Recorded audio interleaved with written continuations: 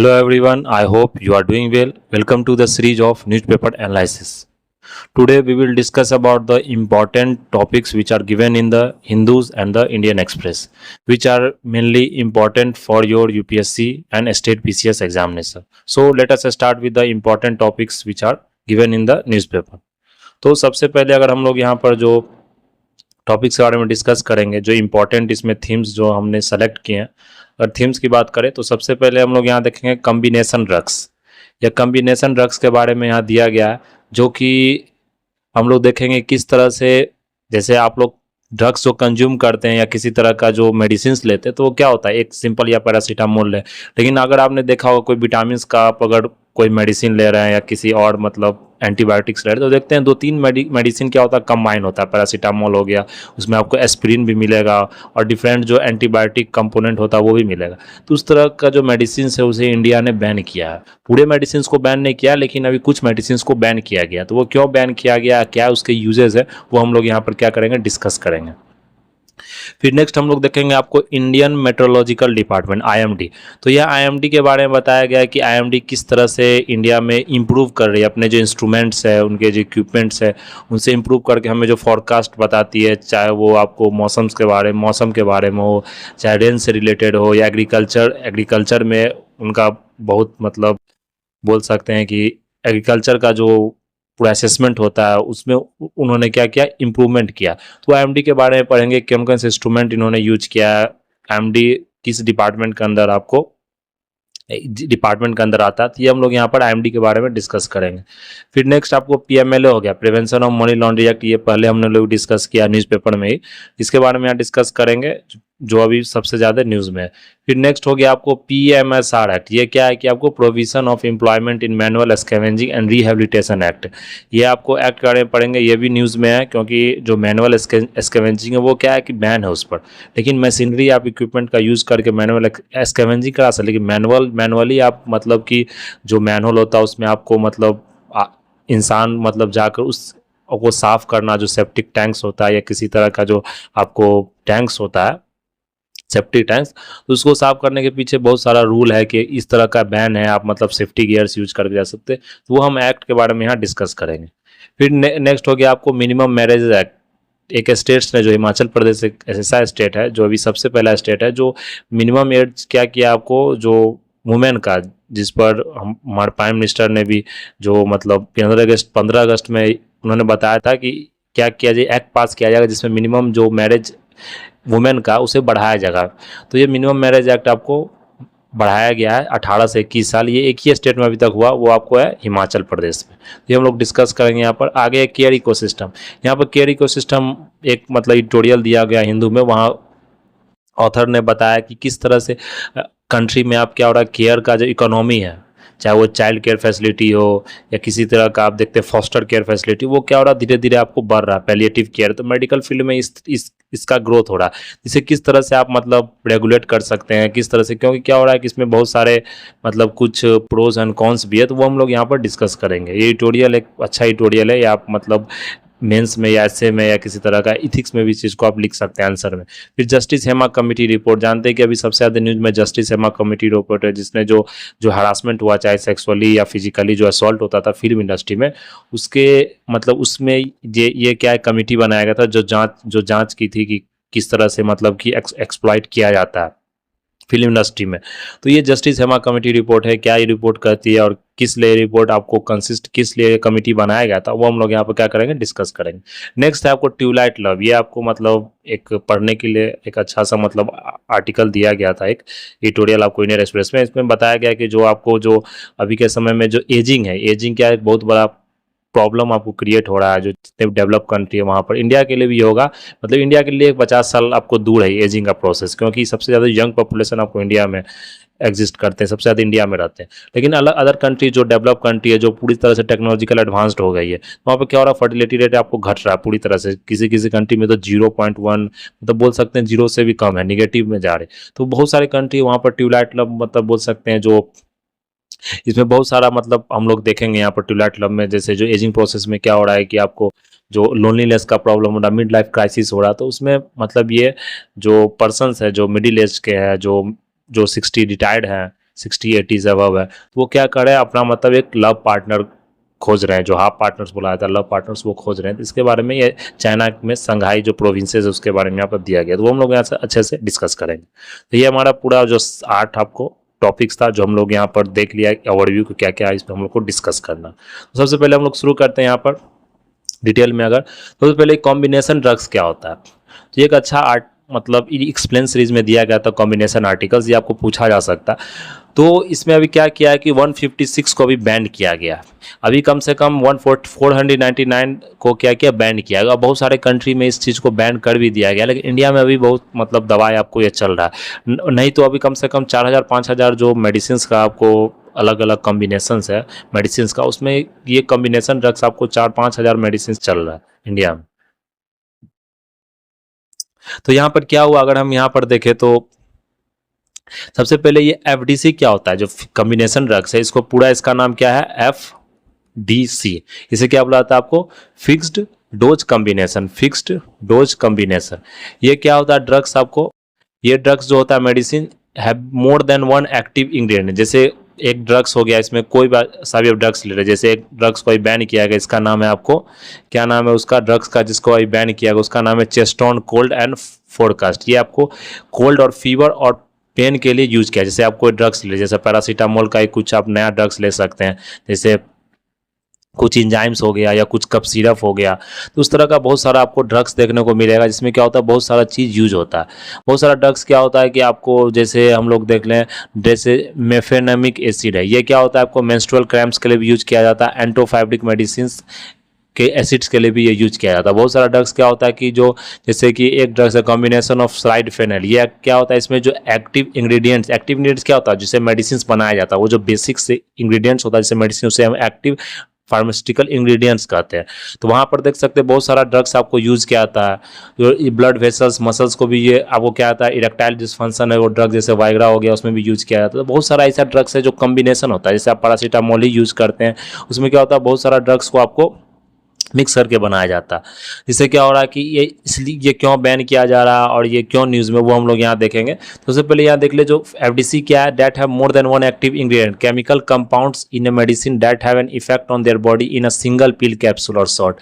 FDC क्या है, mean for patients with condition such as tuberculosis and diabetes है किसी पेशेंट को। तो वह मल्टीपल मेडिसिन लेने में बहुत सारे परेशानी, जैसे आप अगर दवाई डॉक्टर के यहाँ भी जाते हैं तो आप देखते होंगे कि अगर आपको मतलब जैसे आप गए किसी मतलब जैसे टाइफाइड हो गया, उसमें दिखाने गए, आपको 10 तरह का मेडिसिन लिख दिया, तो आपको परेशानी होगा मेडिकेशन से, मतलब मेडिसिन लेने में। तो फिर क्या होता है आप सोचते हैं कि कोई एक ऐसा मेडिसिन ले जिसमें 4 इंग्रेडिएंट्स हमें मिल जाए, उसमें हमको फीवर का भी मिल जाए, उसमें हमको पेन का भी मिल जाए, जो पेन रिलीफ है वो भी मिल जाए, क्रैम्प का भी मिल जाए। तो इस तरह से आप मेडिसिन देखते हैं, एक तरह से उसमें हमको विटामिन भी मिल जाए, उसमें हमको क्या आपको बोल सकते हैं डिफरेंट जो मल्टी विटामिन वो भी कंपोनेंट हमको उससे मिल जाता है। इसलिए क्या करते हैं आप एक मेडिसिन लेना प्रेफर करते हैं। तो कंपनी क्या करी, इस मेडिसिन का आपको दाम बढ़ा के, जो कॉस्ट प्राइस है वो बढ़ा के आपको बेच रही है।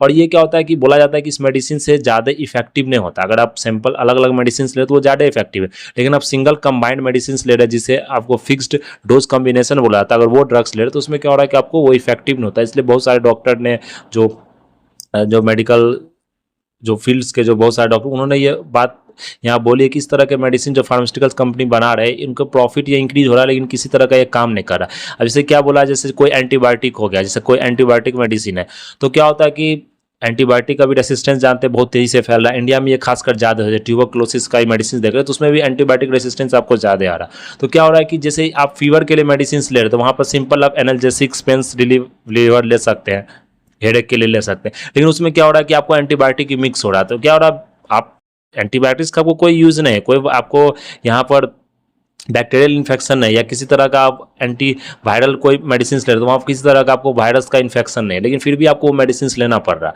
मतलब बिना जाने हुए या आप जानबूझ के उस मेडिसिन ले रहे हो क्योंकि आपको फीवर को कम करना है। तो इसलिए क्या हो रहा है कि ये आपको एंटीबायोटिक रेसिस्टेंस को क्या कर रहा है, इंक्रीज कर रहा है, इसलिए इस मेडिसिन को आपको बैन किया गया। तो मेन रीजन यहाँ पर यही है।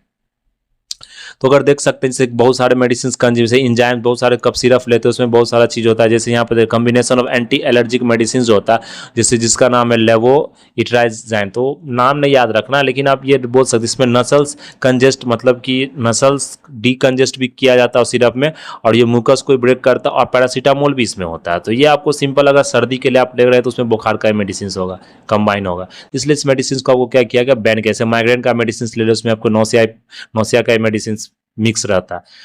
तो ये अभी भी मेडिसिन आपको इंडिया में चल रहे हैं, जैसे ही बैन किया गया तो बहुत सारे मेडिकल जो स्टाफ ये बोल सकते हैं जो डॉक्टर्स वो बोल रहे हैं अभी भी इंडिया में चलेगा, क्योंकि फार्मास्यूटिकल्स कंपनी फिर क्या करते हैं वो आपको कोर्ट में चले जाते हैं, तो कोर्ट उनको परमिशन देती है जो भी आपको मार्केट में अभी मेडिसिन चल रहा है उसको आप कम से कम खत्म कर लें, लेकिन नया मैन्युफैक्चर आपको नहीं करना। तो इस तरह से इसको क्यों बैन किया गया कि क्योंकि ये इरेशनल है, combinations have been banned because they contain ingredients that have either do not work well together और have ingredient that are not needed by patients और to be taken all together, मतलब patients को ये जरूरत नहीं लेकिन फिर भी उसे मतलब कि बिना जानबूझ के या बोल सकते हैं बिना जाने उसे लेना पड़ रहा है, तो इसलिए मेडिसिन को क्या किया बैन करेगा। अदर रीजन ये भी है कि जो एंटीबायोटिक्स का जो हम लोग यहाँ डिस्कस किया रेसिस्टेंस के कारण क्या हो रहा है कि इंक्रीजिंग हायर डोज के कारण क्या हो रहा है एंटीबायोटिक रेसिस्टेंस हो रहा है, उसके बाद जो क्या हो रहा है अदर मेडिसिन जैसे टीबी हो रहा है किसी तरह का टाइफाइड हो रहा है, तो अदर मेडिसिन आपको क्या कर रहा है सूट ही नहीं कर रहा है, इसलिए इस मेडिसिन को आपको बैन किया गया।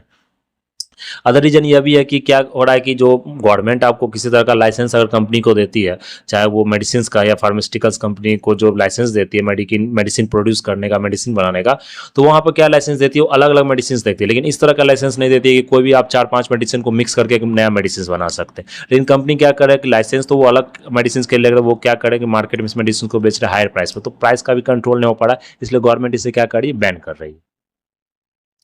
तो ये आपको यहाँ पर ध्यान रखना है, तो इस तरह का इसीलिए हम लोग इसे क्या कहते हैं फिक्स डोज कॉम्बिनेशन, ये बहुत ज़्यादा मेडिसिन बैन अभी देख लें तो यहाँ पर 3450 जो फिक्स डोज कॉम्बिनेशन मेडिसिन आपको अवेलेबल है इंडिया में, जिसमें आपको मतलब 499 अब तक बैन किया जा चुका। तो जिस तरह से गवर्नमेंट आपको आइडेंटिफाई करे कौन कौन सा मेडिसिन इस तरह से चल रहा है उस तरह से क्या करे वो बैन कर रही है।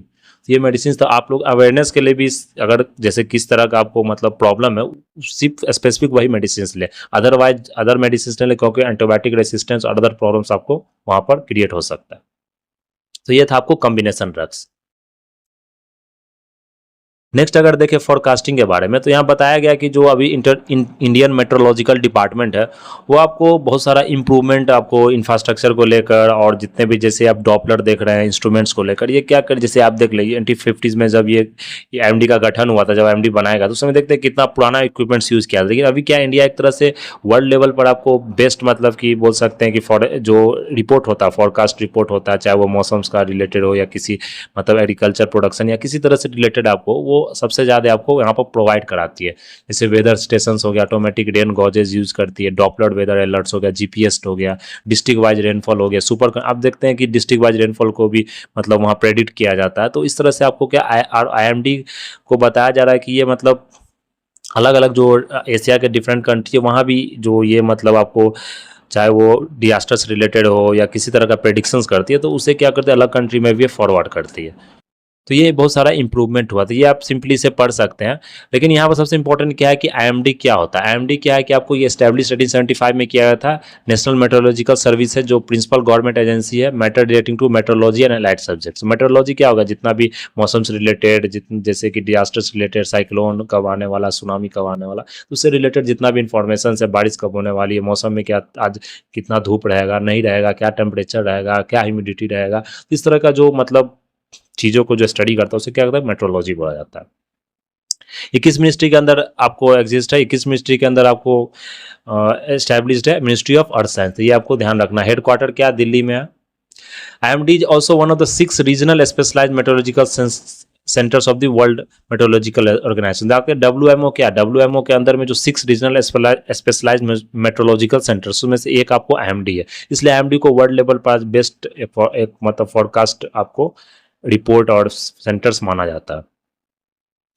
तो रोल एंड रिस्पॉन्सिबिलिटी क्या है कि meteorological observation and provide current and forecast meteorological information, weather sensitivity like agriculture, irrigation, shipping, aviation, offshore oil exploration et cetera, ये पूरा क्या जानकारी आपको देती है। Warn against severe weather phenomena like tropical cyclones हो गया, north wester, dust storm, heavy rain, snow, cold, hot heat waves.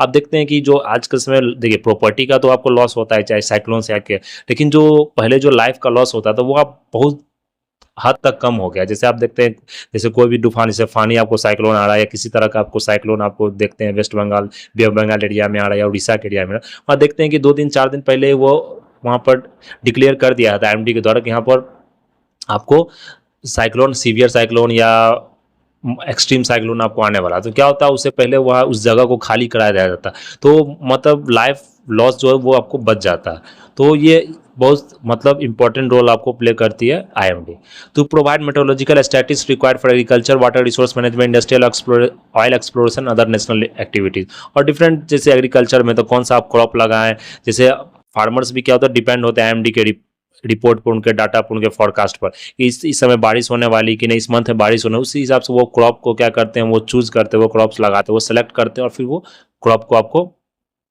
वहाँ पर क्रॉप लगाते हैं। तो ये आपको to conduct and promote research in meteorology and analysis, और ये रिसर्च भी आपको कंडक्ट करती है। तो ये आईएमडी के बारे में था। नेक्स्ट देख ले कविता बेल जो पीएमएलए एक्सेप्शन फॉर वुमेन। तो इसमें एक पीएमएलए में एक एक्सेप्शन बताया गया है। इसमें बताया गया कि जो पीएम सबसे पहले पीएमएलए क्या होता है। पीएमएलए मतलब जो बनाया गया है वो इंडिया में वो मनी लॉन्ड्रिंग को ख़त्म करने के लिए बनाया गया। ये आपको 2 जुलाई 2005 से इफेक्टिव है। ये इंडिया में जो इनेक्ट किया गया किस आर्टिकल के अंदर, आर्टिकल 253 के अंदर, which empowers is to make laws for implementing the international conventions.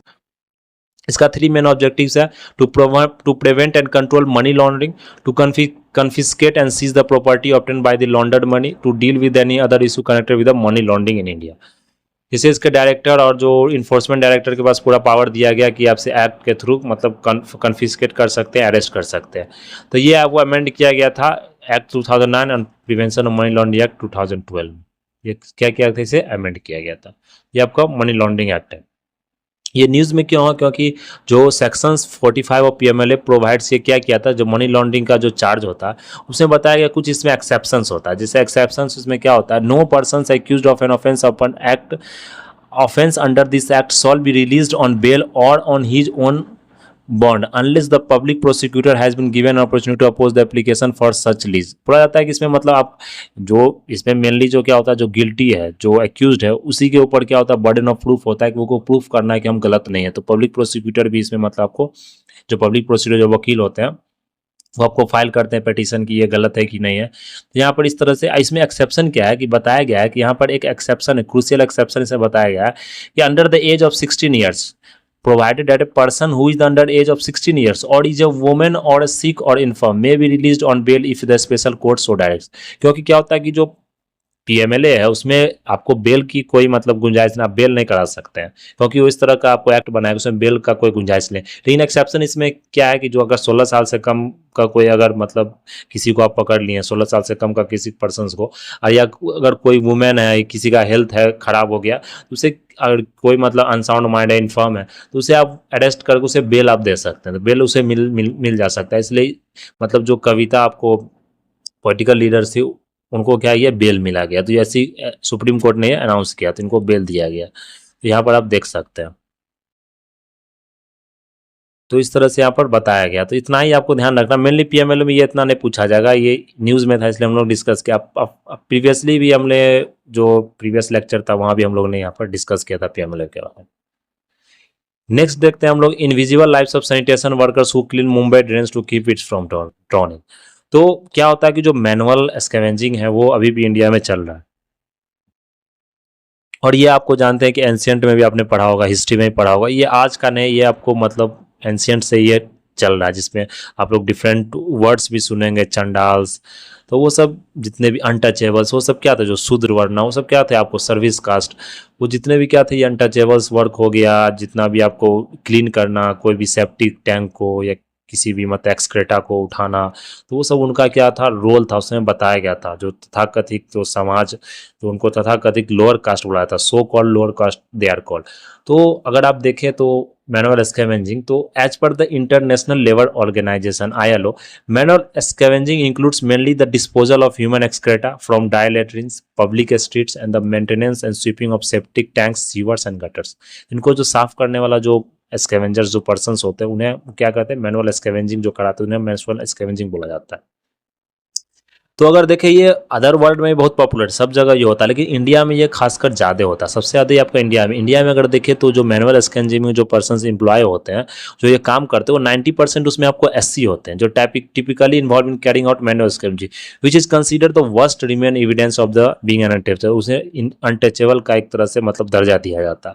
तो ये आप देख सकते हैं अभी भी मतलब ये इंडिया में चल रहा है, इतना मॉडर्न युग होने के बाद, इतना मतलब एक्ट बनने के बाद, इतना कानून बनने के बाद। जैसे इंडिया में देखें तो बताया जाता है 58,098 people worked and manual scavengers as of 2018 and 941 people have died.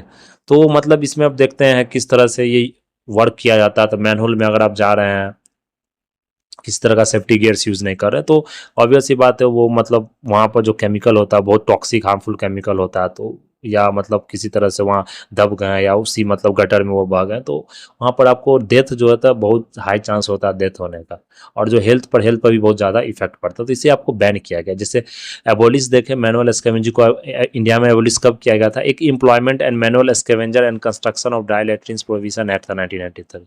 इसमें सिर्फ ड्राई लेट्रिन्स और डिफिनीशन ऑफ मैनुअल स्कैवेंजर को आपको बताया गया था। लेकिन फिर क्या किया गया, आपको इसमें पनिशमेंट उस तरह से आपको रिहेबिलिटेशन को इतना ज़्यादा इन्फोर्स नहीं किया गया था।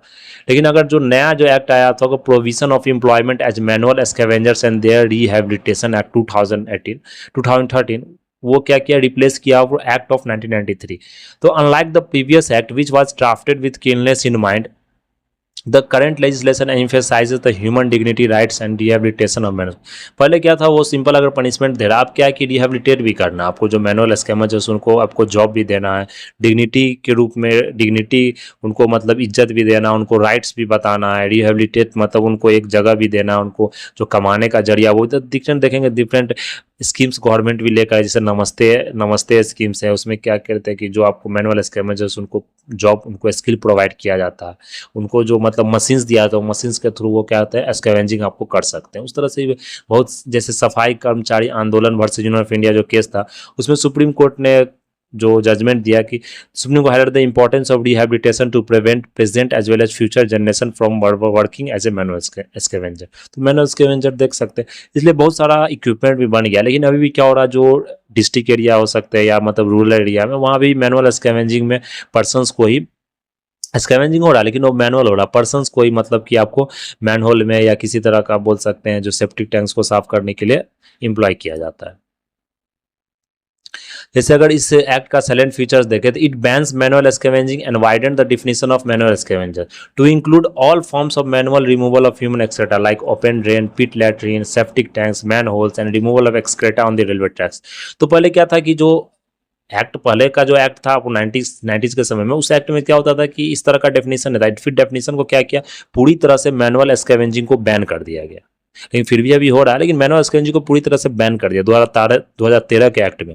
और उसमें उस डिफिनीशन को और आगे आपको क्या किया गया, ब्रॉड किया गया, बढ़ाया गया। उसमें आपको यह भी इंक्लूड किया गया जो किसी तरह का मैनुअल स्कैवेंजिंग, चाहे वो मतलब ओपन ड्रेन, किसी तरह का ह्यूमन एक्सक्रीटा को आपको हटाना हो गया, या रेलवे ट्रैक से पहले आप क्या देखते थे, रेलवे ट्रैक्स पर आप देखते हैं जो गंदगी आपको जो नीचे गिरता है, वो गंदगी क्या होता है, पहले आपको मैन के द्वारा ही मतलब डिप्लॉय करके उसे हटाया जाता था, एम्प्लॉय करके। लेकिन अब क्या हो रहा है कि उस तरह से नहीं, आप देखते होंगे कि आप मशीन्स बना है, जो लैट्रिन्स यूज होता है, जो मतलब बाथरूम जो यूज होता है, वो क्या होता है आपको, वो इको फ्रेंडली बोल सकते हैं, वो बायो टॉयलेट होता है, वो खुद ही मतलब उसमें उस तरह का बैक्टीरियल फंगस होता है कि किस तरह से उसको क्या करता है, डिकम्पोज कर देता है। तब वो आपको जो जितना भी जो वेस्ट होता था, वो वेस्ट आपको क्या होती है, जो रेलवे ट्रैक्स पर आपको नहीं आप गिरता। तो ये आपको इस तरह से सेप्टिक टैंक्स या किसी तरह का आप मैनहोल्स को क्या कर सकते हैं, मतलब डिप्लॉय करके आप मतलब उसमें किसी इंसान को आप मतलब कि डिप्लॉय करके उसे साफ नहीं करा सकते। It calls for a survey of manual scavenging in urban and rural area and the conversation of insanitary latrines into sanitary latrines. तो आपको वहाँ पर मतलब कि मैनुअल स्कैवेंजिंग का जो सर्वे आपको होना चाहिए, इसे पता चले कि कहाँ हो रहा है कहाँ नहीं हो रहा, और जो रॉ लॉ है इसको पूरी तरह से आपको इम्प्लीमेंट किया जाए, और जो इसके मतलब जो पकड़ा गए उसे मतलब यहाँ पर पनिश किया जाए। It makes it obligated for employees to provide protective tools. और जो अगर आपको स्कैवेंजर्स है जो मतलब काम करते हैं इस एरिया, इस मतलब की स्फेयर में, उसको क्या है कि आपको प्रोटेक्टिव टूल्स जो सेफ्टी गियर्स हो, चाहे वो हैंड ग्लोव्स हो और जो मतलब जूता हो या मतलब मास्क हो, वो आपको प्रोवाइड कराना चाहिए। इट लेस की focus on rehabilitate the manual scavengers को आपको ready build houses, financial assistance, loans देना चाहिए कि वो आपको अल्टरनेट ऑक्यूपेशन और सस्टेनेबल बेसिस पर आपको चूज कर सके और अपना मतलब कि अलग मतलब काम कर सके। The offence of the manual scavenging has been made cognizable and non bailable. तो ये बहुत ही सीरियस क्राइम है। कॉग्निजेबल क्या होता है? सीरियस क्राइम है, और नॉन बेलेबल है। अगर आप इसमें पकड़ा गए तो ये बेल आपको नहीं मिलेगा और बहुत ही सीरियस क्राइम माना जाता है मैनुअल स्कैवेंजिंग करते हुए आप पकड़ा गए। तो इसलिए आप इसमें ध्यान रखिएगा जो एक्ट है ये। तो ये मैनुअल स्कैवेंजिंग एक मतलब आप ऐसे में भी लिख सकते हैं, जो इंडिया का जो अगर किसी तरह का मतलब अगर वर्कर्स पर या लेबर लॉ पर अगर आपको आ जा रहा है, या मतलब इथिक्स में भी लिख सकते हैं केस स्टडी के रूप में। तो ये डिफरेंट डिफरेंट आप आर्टिकल्स को यहाँ सेलेक्ट करके, और यहाँ पर आर्टिकल्स का आपको नेम मतलब जो डिफरेंट स्टेट्स में और डिफरेंट डिस्ट्रिक्ट्स का जो नाम है उसे आप मतलब सिंपली वहाँ पर एनेक्डोट्स की तरह आप यूज कर सकते हैं। नेक्स्ट देख ले, जो Himachal makes 21 the minimum age of marriage for women. Himachal Pradesh ने जो बिल पास किया वो बिल आपको एक्ट बन गया। इसमें बताया जा रहा है कि जो बिल जो provision of child marriage act 2006 था उसे एक्ट किया गया, जहाँ पर चाइल्ड मैरिज को आपको पूरी तरह से रोक दिया गया, और जो 18 एज था उसे अब क्या किया गया, 21 बना दिया गया। तो मिनिमम एज आप लड़का का भी क्या होगा, मेल का भी 21 होगा, और जो फीमेल है उसका भी अब 21 साल पर मिनिमम एज में शादी होगा, उससे नीचे नहीं हो सकता। तो ये अभी तक सबसे पहला स्टेट बना था। ये आपको पीटी में, बीपीएससी में इस तरह का जो रिफॉर्म होता है वो डायरेक्ट पूछा जाता था। हिमाचल प्रदेश पहला स्टेट बना है। तो यहाँ से मतलब कि सेंटर्स ने बोला लेकिन अभी तक उसे इम्प्लीमेंट नहीं किया, वो बिल पास नहीं किया, लेकिन हिमाचल प्रदेश ऐसा स्टेट बन गया। तो यहाँ मतलब कि गवर्नमेंट कुछ यहाँ से आपको सीख सकती है। नेक्स्ट देखिए, बताया गया India needs to develop a care ecosystem. तो हम लोग ने वहाँ डिस्कस किया था केयर इकोसिस्टम। तो क्या हो रहा है कि इंडिया में जैसे अभी लेबर फीमेल पार्टिसिपेशन जो रेट है आपको, वो इंडिया में बहुत कम है। जैसे इकोनॉमिक सर्वे जो 2023 के 24 का जो इकोनॉमिक सर्वे उसमें बताया गया कि वर्ल्ड का जो एवरेज आपको female labour force participation rate है वो 47.8% है, लेकिन अगर इंडिया की बात करें 37%, जिसमें भी कि आपको अनपेड लेबर ज़्यादा है। जैसे जो फैमिली बिजनेस में वुमेन एम्प्लॉयड है या किसी तरह का हाउस होल्ड इंटरप्राइज है, उसमें वो क्या है, अनपेड लेबर है। डोमेस्टिक वर्क हो गया, चाइल्ड केयर एक्टिविटीज हो गया, उसे रिकॉग्नाइज नहीं किया जाता।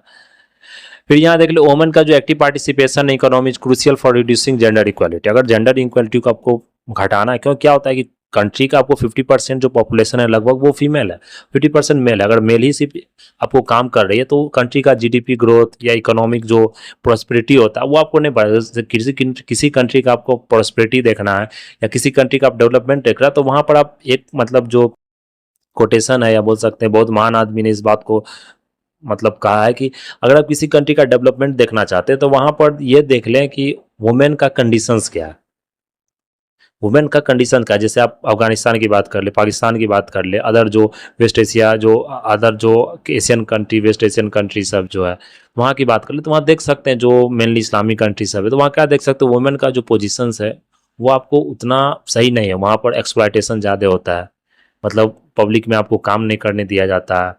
पढ़ाई में जैसे बोल सकते हैं आपको अपॉर्चुनिटी जो होता है पढ़ाई में या किसी तरह का जो वर्क अपॉर्चुनिटी, बाहर निकल कर काम नहीं करने दिया जाता। तो उस तरह से क्या होता है कि उस कंट्री का आपको प्रोस्पेरिटी, उस कंट्री का जो इकोनॉमिक ग्रोथ है वो रुक जाता है। उसी तरह से इंडिया का भी यहाँ पे लेबर फोर्स पार्टिसिपेशन बहुत कम है, मतलब वुमेन का अगर कंपेयर करें। दो अदर रीजन में भी बहुत कम है, लेकिन इंडिया में भी ये कम है। तो इसलिए मतलब इसे बढ़ाने के लिए हमें क्या करना चाहिए। तो सबसे पहले यहाँ देख सकते हैं जो क्यों कम है, तो रीजन सबसे पहले बताया गया कि women's low economic participation is the disproportionately high burden of care. क्यों क्या होता है, उन्हें बहुत ज़्यादा बर्डन दिया जाता है। जो घर का जो काम होता है, जो हाउस होल्ड कोर एक्टिविटीज़ होता है, जो हाउस होल्ड का जो जितना भी एक्टिविटी होता है, चाहे मतलब आपको यहाँ पर क्या करना, चाइल्ड केयर करना या फैमिली का केयर करना, जिसमें चाइल्डहुड केयर भी आ जाता है, अदर हाउस होल्ड मेम्बर्स का भी केयर जिसमें एल्डर पीपल होते हैं, सिक पीपल होते हैं, तो उनका भी क्या मतलब रोल होता है कि मतलब फीमेल को ही आपको क्या करना, उनका सेवा करना। देखते होंगे घर में भी, अपने घर में भी, कि फीमेल का क्या होता है कि मेनली जो किसी तरह का अगर सिक है या कोई है, फीमेल का ही वो काम होता है कि चाइल्ड केयर भी करे और जो एल्डर पीपल है उसका भी केयर करे। हाउस होल्ड का जो एक्टिविटी है, चाहे खाना बनाना हो, चाहे किसी तरह का हाउस होल्ड एक्टिविटी, वो भी भी वुमेन को ही करना पड़ता है। और ये मतलब एक रिपोर्ट है, ये रिपोर्ट आप यहाँ पर कोट कर सकते हैं किसी भी मतलब आंसर्स में, कि जैसे इंडिया में क्या होता है, women age 15 to 64 years spend about 3 times more time daily than man on unpaid domestic work. क्या बताया जाता है कि जो 15 से 64 साल की जितनी महिला है इंडिया में, क्या हो रहा है कि जो मैन काम करते हैं, जो मतलब यहाँ के मेल जो काम करते हैं आपको, वो अगर जैसे मेल आपको अगर जैसे कि अगर 8 घंटा काम कर रही, तो फीमेल को बोला जाता है 24 घंटा काम कर रही है, मतलब 3 टाइम ज़्यादा काम कर रही है। तो आप समझ सकते हैं मतलब सोते वक्त उठते वक्त हरदम क्या होता है, लेकिन वो पेट का काम नहीं होता है, जैसे कि वो खाना बनाना सुबह में, फिर मतलब बच्चों को स्कूल भेजना, फिर मतलब टिफिन बनाना, फिर मतलब स्कूल से आ रहे तो उसको खाना खिलाना, फिर रात का खाना बनाना, फिर मतलब कि जो ऑफिस से जो हस्बैंड आ रहे हैं या मतलब फादर आ रहे हैं तो उनके लिए खाना बनाना। तो ये क्या होता है, एक पूरा मतलब एक साइकिल चलते रहता है वुमेन का। तो बोला था अनपेड लेबर में उनको पूरा जिंदगी उसी में बीत जाता, वो कुछ अदर एक्टिविटी या कुछ अदर अपॉर्चुनिटी उनको नहीं मिल पाता। तो इस तरह से इस एक्टिविटी को आपको समझना पड़ेगा इंडिया में, उन्हें जो लेबर फोर्स पार्टिसिपेशन उनको बढ़ाना पड़ेगा। तो ये मेनली जो हाउस होल्ड केयर एक्टिविटी होता है, मेनली सबसे बड़ा जो बैरियर होता है, वो जो सबसे बड़ा वही होता है कि हाउस होल्ड जो केयर एक्टिविटी वो हाई बर्डन।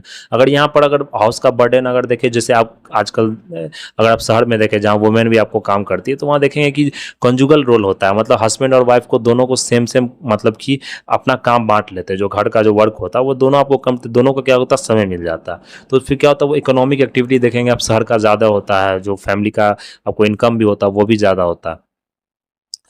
तो अगर यहाँ पर देखें तो इन्होंने बताया कि to increase the women participation, हम क्या labour force attention is need now being paid to child care. तो चाइल्ड केयर में भी मतलब क्या अटेंशन पे किया जा रहा है, जैसे आंगनवाड़ी नेटवर्क है उसमें बहुत बजट को क्या करा इंक्रीज किया जा रहा है, क्योंकि वहाँ पर जो न्यूट्रिशन चाइल्ड केयर में अब बढ़ावा दिया जा रहा है, क्रेच फैसिलिटी को आपको क्या किया जा रहा है, डेवलप किया जा रहा है बहुत बहुत जगह। और बहुत जगह क्रेच फैसिलिटी को डेवलप करने के लिए आपको गवर्नमेंट नॉन गवर्नमेंट बॉडी मिल के काम कर रही है, जिसमें सस्टेनेबल स्केलेटी फाइनेंशियल मॉडल्स ये सब आपको यहाँ पर इंक्रीज किया जा रहा है। और यहाँ पर हम लोग देखें क्रेच फैसिलिटी, अगर यहाँ देखें तो लोकल कॉन्टेक्स्ट में जो रिक्वायर्ड, जैसे रूरल ट्राइबल अर्बन एरियाज़ में जो फैसिलिटी आप प्रोवाइड कीजिएगा वर्कफोर्स का, उससे वुमेन बहुत ज़्यादा पार्टिसिपेट, क्योंकि वुमेन के क्या पास होता है कि वो जो केयर एक्टिविटी या केयर जो उनके पास वो इमोशंस होता है वो ज़्यादा होता है। तो उसमें क्या बोला जा रहा है कि वुमेन अगर उस आप चीज़ को अगर इकोनॉमिक एक्टिविटी के रूप में बना दे, उनको ट्रेंड किया जाए किस तरह से चाइल्ड को केयर करना चाहिए और उसको पे करे, तो वो क्या एक बहुत बड़ा इकोनॉमिक बूम हो सकता है, इकोनॉमिक ग्रोथ हो सकता है इंडिया का। तो women's are primary care givers across the life course of household members. Hence, for women to participate in the economic, their care responsibility need to shift elsewhere.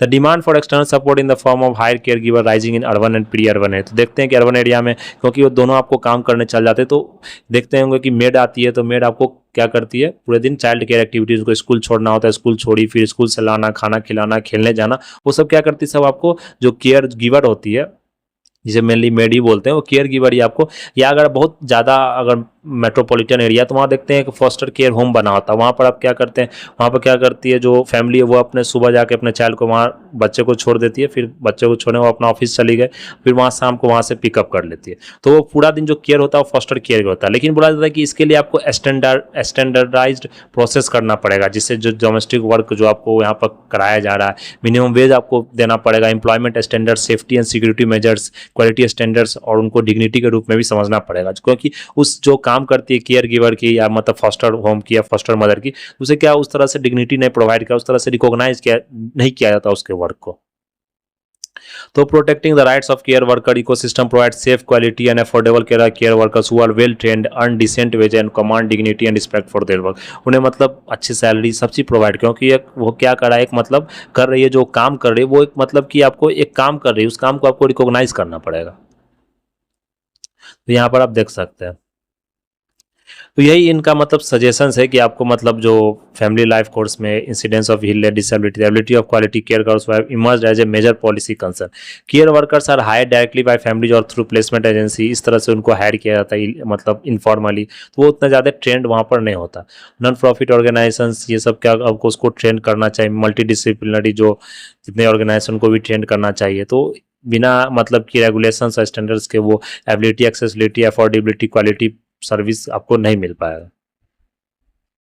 तो policy आपको government को बनाना चाहिए, इसमें ट्रेनिंग, स्किलिंग, सर्टिफिकेशन आपको देना चाहिए foster care जो foster care जो करती है, चाइल्ड केयर करती है, उस तरह से आपको यहाँ पर देना पड़ा है। लेकिन बोला जाता है कि it is unfortunate that the labour intensive and emotionally exacting care या sector does not command commensurate respect, remuneration, dignity. बोला जाता है कि ये सबसे अनफॉर्चुनेट कंडीशन है, मतलब दुर्भाग्य है की बात है कि मतलब जो इतना लेबर इंटेंसिव सेक्टर है, आपको जो child care activity, palliative care activity जो अदर कंट्री में आपको बहुत ज़्यादा फैल रहा है। अगर आप देखेंगे मतलब जो जितने भी डेवलप कंट्री वहाँ पर देखेंगे जो यहाँ से हम लोग की जो नर्स जाती है, आपको वुमेन जाती है मेनली जो केरला एरिया से या जितना भी साउथ का जो कोस्टल एरिया से, आप देखेंगे जो वो गल्फ कंट्री में या किसी और डेवलप कंट्री वहाँ मेनली नर्स के लिए, मिडवाइफ्स के लिए काम करती है। वहाँ पर चाइल्ड केयर फैसिलिटी में जाती है नर्स, वहाँ ट्रेनिंग होता है उनका, उनको अच्छा सैलरी दिया था। उस तरह से अगर इंडिया भी इस चीज़ को करे तो एक बहुत बड़ा इकोनॉमिक ग्रोथ हो सकता है, जो कि आज के समय में या आगे के समय बहुत बड़ा एक मतलब रिक्वायरमेंट है। तो world economic forum future of care economy highlight 3 perspective. The first thing is the care economy is an engine for increasing economic productivity. वो आगे इंक्रीज हो रहा है बिजनेस परस्पेक्टिव से, ऑर्गेनाइजेशन आपको ये इंक्रीज कर रहा है, इन्वेस्टर एम्प्लॉयर इसमें क्या क्या इन्वेस्ट करे, ह्यूमन राइट्स में फोकस किया जाना चाहिए, जेंडर इक्वालिटी और डिसेबिलिटी इंक्लूजन में। तो इस तरह से आप इसे देख सकते हैं। तो child development ministry, health family ministry को क्या करना पड़ेगा, एकजुट होकर काम करना पड़ेगा, प्रोसेस को इनिशिएट करना पड़ेगा। तो ये आपका मतलब मेनली था, ये आप लिख सकते हैं आंसर्स के रूप में, तो इसे आप पढ़ सकते हैं यहाँ पर। अदर देखे जो हेमा कमेटी रिपोर्ट है, ओवरव्यू देखे तो इस 2017 में फॉर्मेशन हुआ था, लेकिन 4 साल बाद रिपोर्ट आया। इंडिया का ये बात है, इंडिया में जानते हैं कि कमेटी तो बन जाता, रिपोर्ट बहुत लेट से ही आता। इसमें देख सकते हैं जो फेमस एक्टर है वो आपको क्या करे, अपना जो पद है, जो प्रेसिडेंट है वो आपको छोड़ रहे हैं, जिसका फिल्म भी आप देखोगे, बहुत सारे मूवी इसने ही बनाया। तो देख सकते हैं इस पर भी एलिगेशंस लगा, तो बहुत सारे जो मतलब एलिगेशन जिस पर लगा उसको ये पोस्ट छोड़ने को कहा जा रहा है। जो वहाँ के जो ऑल इंडिया जो साउथ इंडिया के जो केरला फिल्म के जो प्रेसिडेंट है वो सब। तो यहाँ देख सकते हैं इसमें इतने मतलब आपको कमीशंस के मेंबर थे। 2019 में रिलीज डेट 24 में हुआ। इसके बाद ये आपको इसमें क्या क्या हाईलाइट किया गया, sexual harassment, gender equality, lack of basic facility in the firm industry. इसमें रिकमेंडेशंस दिया गया कि internal complaints committee, general awareness training और जो रिड्रेसल आपको जो कमिटी है उसे बनाया जाए। तो देख सकते हैं 4.5 ईयर्स पास कर गया, उसके बाद जस्टिस हेमा कमीशन रिपोर्ट आपको सबमिट किया गया, जो कि मलयालम फिल्म इंडस्ट्री, जो केरला में फिल्म इंडस्ट्री उसके मतलब कि अगेंस्ट में। तो Hema committee report spotlight in August 24 it was finally released. तो यहाँ देख सकते हैं ये आपको sexual harassment, gender discrimination, exploitation जो आपको वुमेन सेफ्टी फिल्म इंडस्ट्री में हो रहा है उसके बारे में इस रिपोर्ट में बताया गया। Everything about Hema committee report में देख सकते हैं 2017 में ये बताया गया था। Hema named after justice Hema, retired जज केरला हाई की, तो वो इनकी मेंबर थी, वो हेड थी, इसलिए हेमा कमेटी रिपोर्ट इनका नाम दिया गया। तो ये आप रिपोर्ट याद रखेंगे, हेमा कमेटी रिपोर्ट किससे रिलेटेड, ये एग्जाम में डायरेक्ट पीपीएससी में और किसी स्टेट पीसीएस से पूछा जा सकता। और ये आप एक तरह से केस स्टडी के रूप में भी लिख सकते हैं, जहां वुमेन का एक्सप्लॉयटेशन या वायलेशन या वायलेंस के रूप में आपको क्वेश्चन पूछा गया। The committee was tasked with investigation providing recommendation to improve the working condition and safety of women in the Malayalam film industry. तो इस तरह का आप देख सकते हैं कितना मतलब एक्सप्लॉयटेशन होता है। इसलिए मी टू जो मूवमेंट था इसी भी इस तरह से चला था। ऐसा नहीं होता कि जो वुमेन लोअर सेक्शन में है, मतलब जो सेक्शन जो वनरेबल सेक्शन में वुमेन है वही सिर्फ एक्सप्लॉइट होती है, चाहे ट्राइबल हो। अपर जो मतलब लेयर पर, जो अपर लेडर पर वुमेन है, चाहे वो मतलब बहुत ऑफिशियल पोजीशंस पर हो या मतलब फिल्म इंडस्ट्री में किसी मतलब एक्टरेस पोजीशन पर हो, तो उनका भी वहाँ पर एक्सप्लॉइटेशन होता है। इसलिए मतलब देख सकते हैं कितना ज़्यादा वनरेबल, इसलिए वुमेन को वनरेबल ग्रुप में डाला गया। तो ये इस तरह से आपको कमिटी का रिपोर्ट भी सब कुछ तरह से आपको एक्शंस लिया जाना चाहिए, स्ट्रिक्ट रूल्स आपको बनाना चाहिए और मतलब इम्प्लीमेंट आपको सही से वहाँ पर होना चाहिए। तो ये था आपको मतलब हेमा कमेटी रिपोर्ट। नेक्स्ट देख रहे लास्ट बट नॉट लिस्ट, यहाँ पर जो ट्यूलाइट के बारे में हम लोग देखा, तो ट्यूलाइट में इसमें इसे अच्छा सा मतलब एक स्टोरी है, इसे आप मतलब अवेयरनेस के लिए या मतलब इंटरेस्ट के लिए आप पढ़ सकते हैं। यहाँ बताया जाता है चाइना के पास क्या world largest population of people हो गया, सबसे ज़्यादा पॉपुलेशन वहाँ पर जो एजेड पीपुल का हो गया चाइना में, 65 ओल्डर। और ये आपको क्या करिए कि इनका जो आप तो रिटायर्ड हो गए, तो ये इनका जो क्या बहुत का डाइवोर्स हो गया, बहुत आप लोनली फील करते हैं, बहुत के जो स्पाउस है वो आपको डिमाइस हो गए। इसलिए इनको क्या कर रहा है कि आप किया जा रहा है, ये आप पार्क में जाते हैं, जितने कितने पार्क हो गए या मतलब जो पीपुल्स पार्क है या कैफ़े में, वहाँ जाके क्या करते हैं डेटिंग करते हैं। डेटिंग मतलब कि जैसे जो सिंपली जो डेटिंग हम लोग देखते हैं जो ऐप है उनके थ्रू ये डेटिंग किए, या नहीं तो जाके पार्क में जा रहे मतलब प्रपोज करना, डेटिंग करना, अदर पार्टनर्स के लिए लुक करना। तो बहुत एक तरह से लोनलीनेस जो आगे के समय में क्या हो रहा है, जो एजिंग का सबसे बड़ा कारण क्या हो रहा है, लोनलीनेस भी हो रहा है, फिर आपको देखते हैं मिड लाइफ क्राइसिस हो रहा है, ये सब आपको बहुत ज़्यादा निकल कर आपको सामने आ रहा है। क्योंकि क्या हो रहा है कि पहले क्या था कि एक जॉइंट फैमिली था, उसमें जैसे बच्चे वो साथ रहते थे। अब क्या हो रहा है कि बच्चे अपना अलग काम करते हैं, वो अलग जगह मूव कर जाते हैं, तो उनका अपना जो यंग एज होता है उसमें काम करते हैं। माँ बाप जो बूढ़े हो जाते हैं तो फिर उनको क्या लोनलीनेस फील होता है, अगर खासकर वो अकेले हो जाए तो और ज़्यादा लोनलीनेस होता है, फिर वो अलग अलग यहाँ पर चीज़ें मतलब चाइना में अपनाया जा रहा है। अगर साउथ कोरिया की बात करें तो वहाँ भी आपने देखा होगा कि उतना ज़्यादा फर्टिलिटी रेट कम हो गया है, वहाँ पर जीरो से भी नीचे चला गया है, किसके कारण क्या हो रहा है, एजिंग प्रोसेस ही बहुत ज़्यादा है। तो वहाँ पर उस तरह से रोबोट क्रिएट किया गया जो आपको ह्यूमन टाइप का रोबोट, ह्यूमनाइड रोबोट, जैसे एक डॉल की तरह उसे दिया जाता है। वहाँ से जो एजेड पीपल होते हैं वो बात करते हैं उस रॉबर्ट से, उनका दुख दर्द सुनना, मतलब गाना सुनाना उनको, मतलब इंजॉयमेंट करवाना, ये सब मतलब इंटरटेन करना, ये सब किया जा रहा है। तो ये एक बहुत बड़ा प्रॉब्लम निकल कर आपको आगे आने वाला है, मतलब एजिंग प्रोसेस में, मतलब जो एजिंग हो रहा है। फिर भी मतलब बहुत सारे साइंटिस्ट, बहुत सारे मतलब जो डॉक्टर्स इस पर रिसर्च कर रहे हैं कि किस तरह से एजिंग को बढ़ाया जाए, लेकिन आगे जाके एजिंग और प्रॉब्लम ही क्रिएट कर रहा है। तो ये आप मतलब इसे इंटरेस्ट के रूप में आप पढ़ सकते हैं। बहुत एक अच्छा आर्टिकल आपको लिखा गया है किस तरह से मतलब लोनलीनेस आपको फील होता है। ऐसा नहीं हो कि आप मतलब 18, 20 और 30 के एज में आपको लोनलीनेस फील होता है, आप पार्टनर चाहते हैं, या आपको 60, 50, 70 के बाद भी आपको फील होता है। तो ये बताया गया आपको यहाँ पर चाइना में, तो इसे आप पढ़ सकते हैं, बहुत ईजी लैंग्वेज आपको यहाँ पर लिखा गया। तो ये हमारा मतलब पूरा डिस्कशन था, जो 40 मिनट का डिस्कशन हो गया आपको। तो मेन जो इंपॉर्टेंट टॉपिक था वो हम लोग ने यहाँ पर डिस्कस कर लिया। तो ये हमारा यूट्यूब चैनल है क्वालिटी जीएस क्लास है, टेलीग्राम चैनल है, यहाँ पर आपको ये स्लाइड आपको प्रोवाइड किया जाएगा, यहाँ पर आप स्लाइड डाउनलोड कर सकते हैं। तो आज के लिए इतना ही रहने देते हैं। That's all for today. Thank you very much.